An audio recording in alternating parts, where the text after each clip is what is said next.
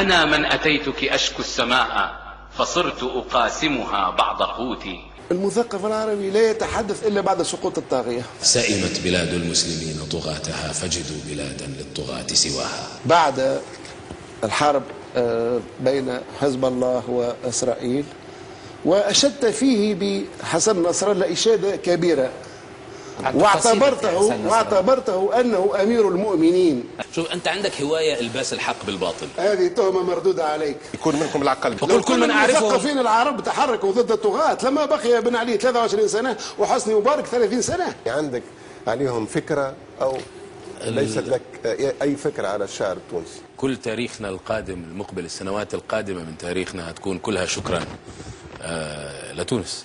ماذا فعلت النخب العربية الموجودة في أمريكا لخلق ما يسمى باللوبي العربي الذي يكون له تأثير في القرار الأمريكي؟ دائما عندك إحساس بأنك ضعيف وعندك رغبة أنك تكون قوي.